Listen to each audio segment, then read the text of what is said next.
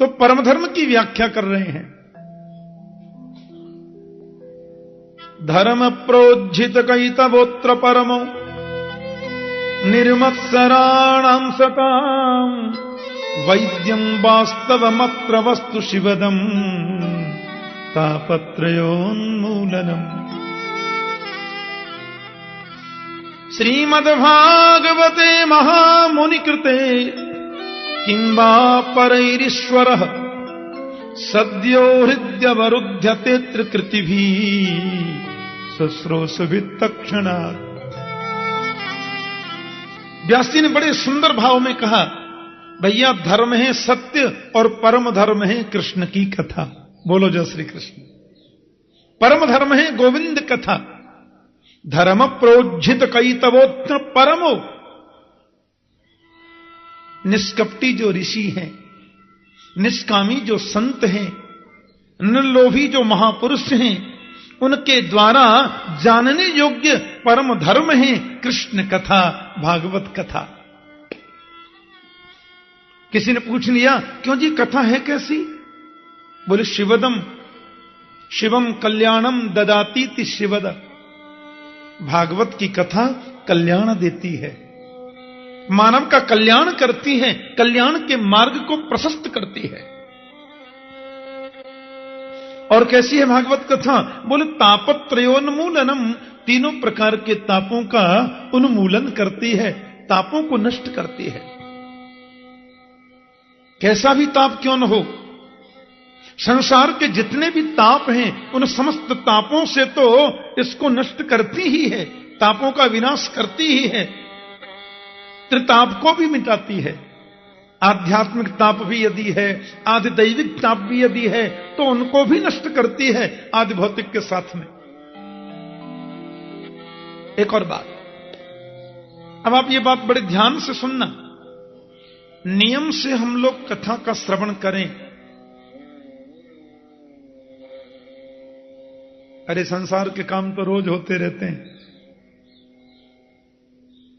ठंडी क्या ओले भी पड़े, तो भी कथा तो नियम से होनी चाहिए, नियम से सुनना चाहिए। हम यदि नियम से कथा श्रवण कर रहे हैं बिल्कुल श्रद्धावनत होकर, तो हमसे बड़ा बड़भागी कौन हो सकता है। और अभी हमने कथा सुनी नहीं थी, 8:45 बजे थे, और 8:45 बजे और आपने घड़ी देखी और मन में सोचा, अरे ठाकुर जी ने कल कहा था कि कथा 9 बजे शुरू हो जाएगी, जल्दी करो। आप तुरंत दौड़े, घर से भागे। अभी आप आए भी नहीं, मंडप में आप पहुंचे नहीं, केवल कथा सुनने का आपने संकल्प लिया कि 8:45 बज गया, हमको कथा में पहुंचना है। तो भागवत में लिखा है कि जिस समय कथा सुनने का मन में संकल्प हम लेते हैं, उसी समय गोविंद हमारे हृदय में प्रकट हो जाते हैं। बोलो जय श्री कृष्ण। ऐसा लिखा है, सद्यो हृदयवरुध्यते त्रिकृति भी शुश्रूष भी तत्क्षणात्। श्रोतुम इच्छ भी, अभी सुनने की केवल इच्छा जगी है, हम पहुंचे नहीं हैं। तो जिस समय सुनने की इच्छा हृदय में जगी, सद्य हृदय हरि अवरुध्यते, उसी समय भगवान हृदय में अवरुद्ध हो जाते हैं। ऐसा व्यास जी बता रहे हैं। सद्यो हृदय अवरुध्यते त्रिकृति भी शुश्रूष भी तत्क्षणात्। 7 दिन नियम से सुन ले, इससे बड़ा सद्भाग्य तो हमारा क्या हो सकता है, हैं? एक शब्द भी भागवत का कान में पड़ जाए तो पवित्र प्रवेश कर जाता है। 7 दिन सुन ले, इससे बड़ी बात और क्या है।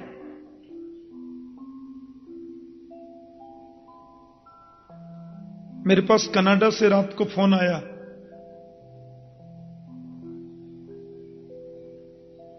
बोले ठाकुर जी हम भागवत कथा सुनने वृंदावन आ रहे हैं। कनाडा में जो हमारी कथा का ऑर्गेनाइज करते हैं, तो रात्रि को फोन आया कि हम राधेश्याम आश्रम में आके ठहर गए और नियम से मां कात्यायनी के चरणों में बैठ के यहां कथा सुनेंगे। क्योंकि वो टीवी में हमारी कथाएं कई चैनलों पर चलती हैं ना। एक साधना चैनल है, उस पर सवेरे 7:15 बजे आ रहा है। उधर लंदन अमेरिका के कई चैनलों पर कथाएं चल रही हैं। तो उसमें नीचे एक लाइनिंग चलती रहती है, किस तारीख से किस तारीख तक कथा कहां है। उसमें मां कात्यायनी के यहां कथा है, 14 से 21 ये लाइनिंग पढ़ी और बोले कि वृंदावन में कथा सुनने का ज्यादा महत्व होता है, तो वो कथा श्रवण करने के लिए पधारे। कहने का भाव क्या है? परमात्मा की कथा जितनी श्रद्धा से सुनो उतना वो सुख प्रदान करती है, उतनी ही कथा आनंद प्रदान करती है। तो सद्यो हृदय वरुद्ध तेत्र कृतभी शुश्रूष वित्तक्षणा, भगवान उसी समय हृदय में प्रविष्ट हो जाते हैं। किसी ने खड़े होकर पूछ लिया, महाराज जी भागवत का प्राकट्य कैसे हुआ? तो तीसरे मंत्र में बड़ी सुंदर बात कही कि निगम कल्प तरोर गलितम फलम सुखमुखात अमृत द्रव संयुतम पिबत भागवतम रसमालयम मुहुरहो रसिका भुवि भावुका। निगम कहते हैं वेद को, तो निगम कल्प तरोर गलितम फलम, निगम रूपी जो कल्प वृक्ष है, भगवान वेद रूपी कल्प वृक्ष, उसका पका हुआ फल ही श्रीमद् भागवत है। कहते हैं साहब ये वेद रूपी कल्प वृक्ष तो बहुत विशाल है, बहुत ऊंचा है, उसका ये फल हम सबके लिए सुलभ कैसे हो गया, हम सबको सुलभ कैसे बना? तो कहते हैं सुखमुखात अमृत द्रव संयुतम, भगवान सुखदेव का मुख लग जाने से ये फल हमारे लिए सुलभ हो गया। आपको मालूम है हमारे ब्रज में कहते हैं कि तोता जिस फल में मुंह लगा दे वो फल मीठा हो जाता है। मेरी दादी जी थी ना, उनका नाम था मिश्री देवी, और जैसा मीठा नाम, पहले ऐसे नाम होते थे मीठे मीठे, और जैसा मीठा नाम वैसा ही उनका मीठा स्वभाव। तो जब मैं छोटा था वृंदावन की परिक्रमा देने हम जाते दादी जी के साथ में, तो रास्ते में परिक्रमा अमरूद बेचते हैं लोग, अमरूद बेचते हैं, बेर बेचते हैं। तो मैं कहता अम्मा हम तो अमरूद लेंगे, तो दादी मुझे अमरूद दिलवाती वहां पे बगीचे में, और उससे बोलती भैया ऐसा अमरूद दीजो जामे तोता को मोह लगे होए। हमने कि तोता को छूटो काई को खामे, तो बोलते तुम ना जाने तोता जामे मोह लगा दे वो फल मीठो है जाए। बोलो जय श्री कृष्ण। अब या तो आप ये समझिए कि तोता का मुख लग जाने से खट्टा भी मीठा हो जाता होगा, या ये समझिए कि तोता मुख लगाता ही उसमें है जो ऑलरेडी मीठा ही होता है। लेकिन तोते का मुख जिसमें लग जाए वो फल खट्टा नहीं होता, पक्की बात। ऐसा मेरी दादी बोलती थी। तो सुखदेव भगवान का मुख लग गया, सुख माने तोता, तो सुखमुखात सुखदेव स्वामी के मुख से ये हमको प्राप्त हुआ है। अरे महाराज बड़ी खुशी की बात है, बहुत बढ़िया वृक्ष बता दिया वेद भगवान, बहुत सुंदर उसका फल है गुरुजी, बहुत आनंद की बात है, पर अब ये और बता दो उसमें छोड़ क्या दें? व्यासी बोले क्या मतलब? अजी फल में तो गुठली होती है, छिलका होता है, कोई भी जानकार आदमी गुठली छिलका खाता ही नहीं। गुठली छिलका खाता है कोई? तो भागवत को आपने फल बता दिया, अब हम उस फल को खाने जा रहे हैं, तो ये बता दो इसमें गुठली क्या है, छिलका क्या है, उसको पहले ही निकाल के रख दें अलग। बोले नहीं नहीं ये बात तो कहना ही नहीं, इसमें गुठली होती नहीं, छिलका होता ही नहीं। तो महाराज जी बिना गुठली का छिलके ये फल कैसा? बोले अमृत द्रव संयुतम, इसमें तो अमृत भरा है, इस फल में तो केवल अमृतत्व भरा है, ये अमर बनाता है, अमृत इसमें भरा है। बोले महाराज जी वो अमृत कैसा है? अमृत का जरा रूप कैसा है? द्रवो मोक्ष, इसमें मोक्ष रूपी अमृत भरा है। अमृत द्रव संयुतम, इसमें अमृत है, द्रव माने मोक्ष से युक्त अमृत है। आहा, तो महाराज जी फिर हम लोग करें क्या? बोले पिबत भागवतम रसमालयम मुहुरहो रसिका भुवि भावुका। अरे भाई, इस भागवत रूपी रस को पियो। पिबत भागवतम आलयम मोक्ष पर्यंतम, इसको मुक्ति तक पियो। पीते ही चलो, पीते ही चलो। आहा, कब तक नहीं मिलेगी मुक्ति, ऐसा लिखा है। या तो ये समझो कि तब तक पियो जब तक मर न जाए। हाँ, और मृत्यु के बाद में फिर जन्म आ जाए तो फिर पियो। और फिर कब तक पिए? बोले आलयम मोक्ष पर्यंतम, जब तक मुक्ति न हो जा पीते ही चलो। रामचरित जे सुनत अघाही, रस विशेष जाना तिन नाही। परमात्मा की कथा को सुनकर के जो ये बोलने लग जाए, बस बस बस बस बहुत सुन लिया, अब क्या सुनना, उसने कथा को समझा ही नहीं, कथा के तत्व को पहचाना नहीं। एक माता मेरे से कह रही थी, एक मैया ने पूछा था, ठाकुर जी इतनी भागवत करते हैं आप, 26-27 साल से कर रहे हैं, आपको कभी थकान नहीं होती? मैंने कहा माता, हृदय की बात कहूं तो मैं 10 दिन कथा नहीं करूं तो थक जाता हूं। बोलो जय श्री कृष्ण। मैं तो प्रभु से कितनी प्रार्थना करता हूं, हे गोविंद तुमने बहुत बड़ी कृपा की। पहली कृपा तो तुमने ये करी कि मुझे भारत में जन्म दिया। हम उस देश के वासी हैं जिस देश में गंगा बहती है। और दूसरी कृपा यह की कि मुझे ब्राह्मण कुल में जन्म दिया। तीसरी कृपा यह थी कि मुझे ब्रजवासी परिवार में जन्म दिया। और चौथी कृपा यह करी कि बचपन से संतों की सन्निधि प्रदान की, संतों की गोद में खेलने का अवसर मिला। और पांचवी कृपा यह थी गोविंद कि तुमने अपनी कथा देने कहने की ही सेवा मुझे प्रदान कर दी। कोई टेंशन ही नहीं है, न फैक्ट्री का टेंशन, न नौकरी का टेंशन, न परिवार का टेंशन, न कोई व्यावहारिक टेंशन। केवल एक ही बात, आज कथा ऐसी करी है, कल इसको ऐसे सजा के करूंगा। अब ऐसी करी है, कल इसमें और सुंदर संतों के भाव कहूंगा। इसके अलावा दूसरा कोई विचार आने का टाइम ही नहीं रहता। बोलो जय श्री कृष्ण। बताओ, मुझसे बड़ा सुखी, मुझसे बड़ा प्रसन्न आत्मा संसार में कोई दूसरा हो सकता है? बोलो जय श्री कृष्ण। कितने गोविंद की कृपा है, कोई चिंता ही नहीं। 10-15 दिन यदि मुझे कभी किसी विशेष कारणवश कभी कोई स्थगित हो जाए कार्यक्रम, रहना पड़े, घूमने की आदत नहीं, फालतू डोलने का कोई आदत नहीं, और किसी चीज में मन लगने की स्थिति नहीं, संतों को सुनना, महापुरुषों को सुनना और उनकी वाणी को दुनिया को सुनाना, वितरित करना, और कोई काम ही नहीं मिला। हाँ, कितनी बड़ी कृपा है गोविंद की हमारे ऊपर।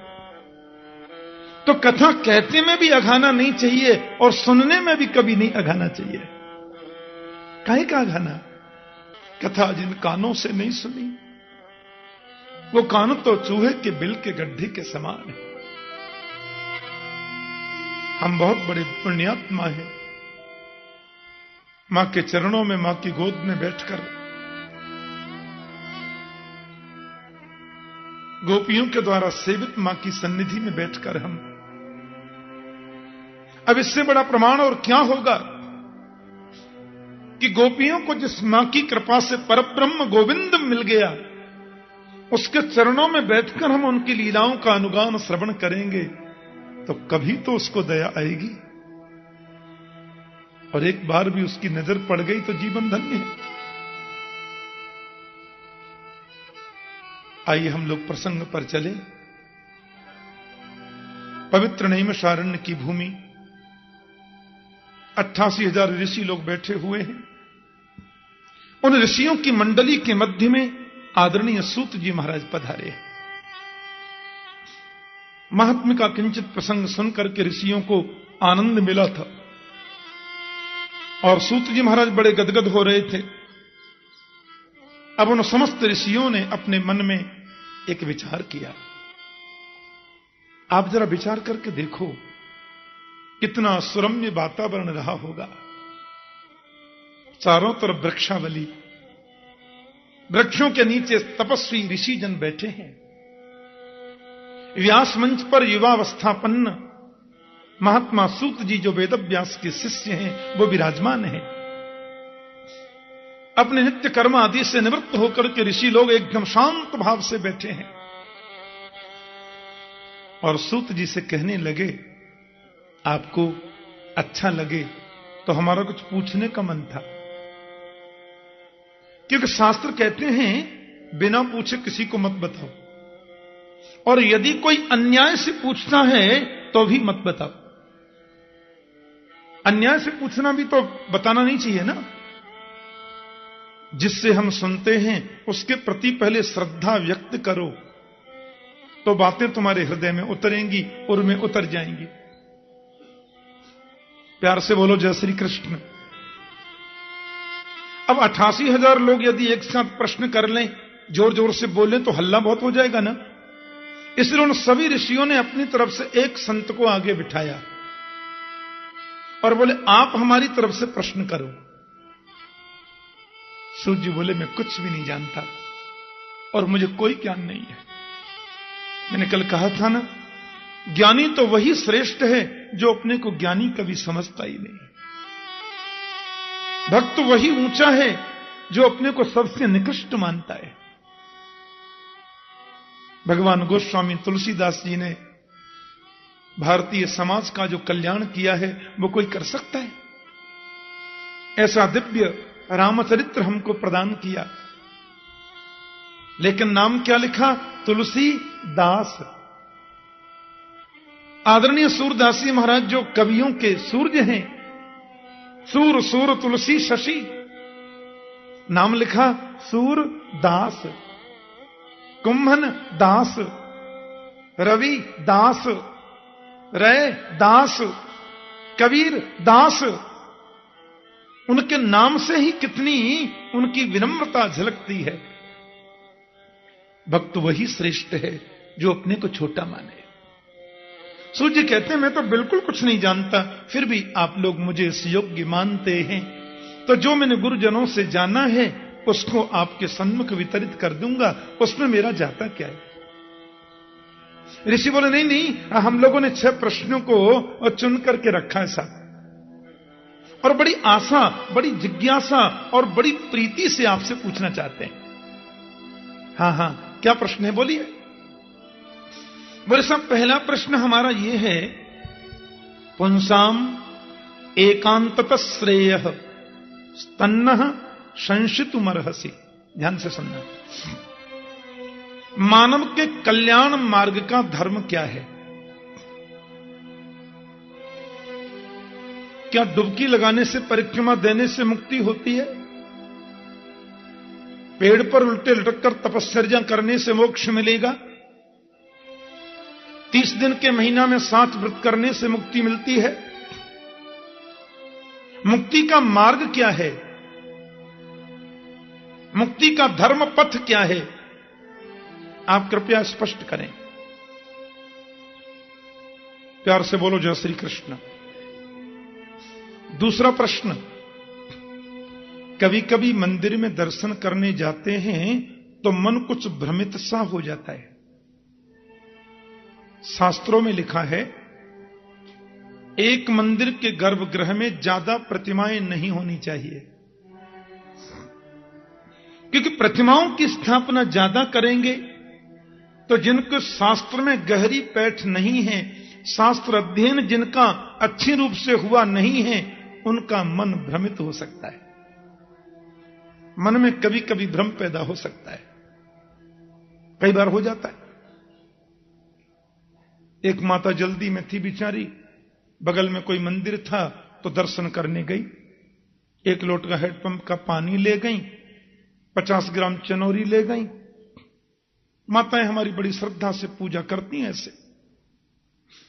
अब मंदिर में तो क्या है, आजकल होड़ लग जाती है, शिव दरबार हमारी तरफ से, तो राम दरबार हमारी तरफ से, तो गोविंद दरबार हमारी तरफ से, वैष्णो दरबार हमारी तरफ से, संतोषी का दरबार हमारी तरफ से।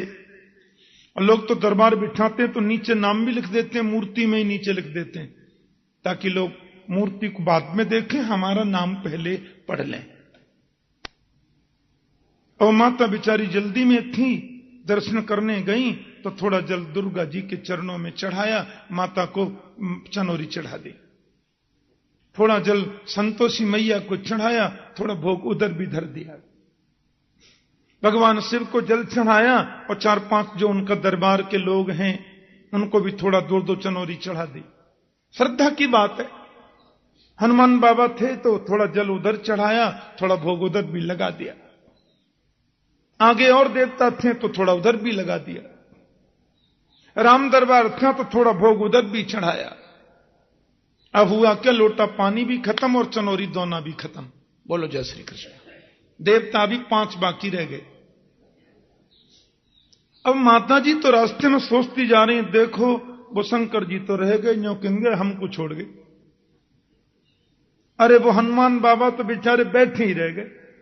अब वो न्यों कहेंगे सबन ने पानी चढ़ा गई, हमें छोड़ गए। अब बताओ, जिसका अध्ययन पक्का नहीं है या जिसकी निष्ठा में थोड़ा भी वैशिष्ट नहीं है, वो तो फिसल जाएगा ना। अब मन में भावोत्पन्न होने लगा, ये गलती हो गई, ये नहीं हो पाया, ये नहीं हो पाया है। तो हमारा दूसरा प्रश्न हमारा ये था कि किसको पूजें और किसको छोड़ें, पूजा जाए किसे। कौन एक देव ऐसा है जिस एक की पूजा में सबकी पूजा हो जाए। प्यार से बोलो जय श्री कृष्ण। एक की उपासना में सबकी उपासना हो जाए, ये कौन है। बड़ा सुंदर प्रारंभिक प्रश्न चल रहे हैं। तीसरा प्रश्न हमारा यह भी था भगवान कि यदि हम वेद को सिद्धांत माने, जो कि सर्व सिद्धांत निष्पन्न है ही, तो ये कृपया बताएं कि वेद में प्रभु का नाम है अजन्मा। अजन्मा का जन्म कैसे हुआ। वेद में भगवान का एक नाम है अजन्मा। अजन्मा का मतलब जो कभी जन्म नहीं लेता है। तो जिसका नाम अजन्मा है, फिर वसुदेवस्य देवक्याम जातो यस्य चिकीर्षया, फिर वो वसुदेव देवकी का पुत्र कैसे बन गया। फिर वो दशरथ नंदन राम क्यों कहलाया।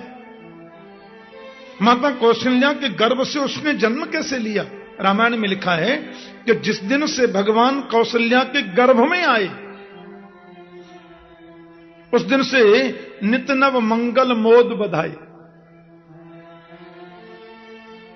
अजन्मा का जन्म कैसा, अजन्मा गर्भ में आया क्यों, और आता है तो उसका नाम अजन्मा क्यों, और यदि नाम अजन्मा है तो जन्म लिया क्यों, हमारी समझ में नहीं आया। महाराज जी, चौथा प्रश्न यह है, आप ये कह सकते हैं 1% भगवान का जन्म नहीं होता, भगवान को तो अवतार होता है। अब मान लीजिए उनका अवतार होता है, तो अवतार भी कितना होता है? कितने अवतार।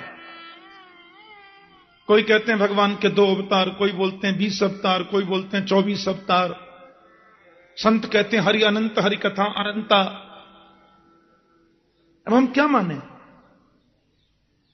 एक जगह मुझे बेंगलोर में कई भक्तों ने अपने घर बुलाया। कथा के बाद में जब मुझे बुलाया तो वहां एक कैसेट चल रही थी। मैं बैठकर कैसेट सुनने लगा, बहुत लोग थे। उस कैसेट में कीर्तन आ रहा था कि रघुपति राघव राजा राम, पतित पावन आसाराम। मैंने कहा ये, बोले संशोधित कीर्तन है, पहले गलती हो गई थी तुलसीदास जी से, अब इसको सही कर दिया है हमने। बोलो जय श्री कृष्ण। कर लो बा। पतित पावन आसाराम। जहां 2-4-5 करोड़ रुपए हुए, 10-20 हजार चेला चेली हुए, भगवान से नीचे तो कोई बनता ही नहीं। कितने भगवान। किसी ने 2-2 फुट के बढ़िया घुंघराले बोखर लिए, वो भगवान। इतना सस्ता बन गया भगवान, इतना सस्ता कर दिया परमात्मा को। और एक बात सुनकर तो हंसते हंसते आप लोटपोट हो जाएंगे। मैं नेपाल कथा करने गया तो पटना एयरपोर्ट से जब मैं उतरा तो मेरा मन हुआ कि यहां से नेपाल का रास्ता भी दूर है, तो थोड़ा कोई ग्रंथ ले लूं। तो मैं पुस्तक कोई खरीद रहा था, उसमें एक पुस्तक थी लालू चालीसा। मैंने कहा ये, अरे मैं तो दंग रह गया, लालू चालीसा। और उसके पीछे की चौपाई तो मैंने याद कर ली, जो लालू चालीसा पढ़ही बस बैकुंठ परम पद लहही। अब कर लो बात, जो उस चालीसा को पढ़ेगा उसको बैकुंठ मिलेगा। हे भगवान, कलयुग के पाखंड से लुप्त होए सदग्रंथ, दंभिन निजमति कल्पिकर प्रकट किन्न बहुपंथ। कितनी हालत खराब है आपको क्या मालूम। इतना सस्ता कर दिया हमने, इतना दंभ दिनों दिन उत्पन्न हो रहा है, बढ़ता जा रहा है। ऋषियों की दृष्टि कितनी महान थी, वो जानते थे कि होने वाला है, इसलिए वो प्रमाण की बात करते हैं। महाराज प्रमाण दीजिए, प्रभु के अवतार हैं कितने। तस्मा शास्त्रम प्रमाणम ते, शास्त्र का प्रमाण ही सर्वोत्तम है। 24 अवतार के, 20 अवतार के, 10 अवतार के, 1000 अवतार कितने। और 5वां प्रश्न हम आपसे यह करना चाहते हैं कि हमको सार सार बताना, क्योंकि टाइम नहीं है। उस समय टाइम की कमी नहीं थी, पर वो आज के हिसाब से कह रहे हैं टाइम नहीं है। कलयुग में लोगों पे समय नहीं रहेगा, और समय मिलता है तो बहुत टाइम हमारे वैष्णव जगत में उसको बोलते हैं कालक्षेप। कालक्षेप करने के लिए बहुत साधन है, जीटीबी और फीटीबी और बीटीबी और एमटीबी और क्वांटीबी, बड़े बड़े डबल बेड पे चैनल बदलते जाओ। इसलिए महाराज अतः साधोत्रयत सारम समुद्धृत्य मनीषया, शास्त्रों का जो सार है वो आप मुझसे कहना, वो आप हमसे कहिए, क्योंकि आगे लोगों पर समय नहीं रहेगा। इसलिए गागर में सागर भरना गुरु जी। और अंतिम जो हमारा प्रश्न है वो कुछ विचित्र सा है, वो हमारे अपने मन की जिज्ञासा है। बहुत सुंदर बात पूछी। ब्रूहि योगेश्वरी कृष्णे, ब्रूहि योगेश्वरी कृष्णे, ब्रह्मण्ये धर्मवर्मणि, स्वाम काष्ठाम अधुनोपेते, धर्मः कम शरणंगत। भगवान गीता में कहते हैं धर्म संस्थापनार्थाय संभवामि युगे युगे। बिल्कुल सत्य बात है गुरु जी। लेकिन कृष्ण ने जब अवतार लिया, धर्म स्थापना के लिए 125 वर्ष वो इस भूमि पर रहे, और उपदेश करने के बाद गोविंद जब अंतर्धान हो गए, स्वाम काष्ठाम अधुनोपेते धर्मः कम शरणंगत। कृष्ण के जाने के बाद धर्म किसकी शरण में गया? धर्म निराश्रित हो गया होगा, धर्म अकेला पड़ गया होगा, धर्म हमारा कमजोर पड़ गया होगा। यह हमारा प्रश्न है, जवाब चाहिए। ऋषियों ने 6 प्रश्न किए, और इन 6 प्रश्नों के उत्तर में 7 दिन की कथा चलती है। मूलतः मूल प्रश्न है भागवत के प्रथम ये 6, और यहां से भागवत प्रारंभ होती है। इन 6 प्रश्नों के उत्तर में ही 7 दिन प्रसंग चलेंगे, और जितने भी अन्य प्रश्न आते जाएंगे उन सब इन 6 प्रश्नों के अंतर्गत ही होंगे। चाहे वो कपिल देवहूति संवाद हो, चाहे वो युधिष्ठिर नारद संवाद हो, चाहे प्रहलाद असुर बालकों का संवाद हो, चाहे विदुर मैत्रेय संवाद हो, चाहे नवयोगेश्वर संवाद हो, और चाहे अंत में कृष्ण उद्धव संवाद हो। वो जितने भी संवाद हैं और जितने भी आंसर हैं, इन 6 प्रश्नों पर ही घूमते हैं। बोलो जय श्री कृष्ण। ये भागवत का सार है। ये हमारे 6 प्रश्न हैं महाराज। आदरणीय सूत जी ने प्रश्नों को सुना, और वो चाहकर भी अपने अश्रु बिंदुओं को रोक न सके। क्योंकि ऋषियों के इन 6 प्रश्नों में अपने लिए कोई प्रश्न नहीं था।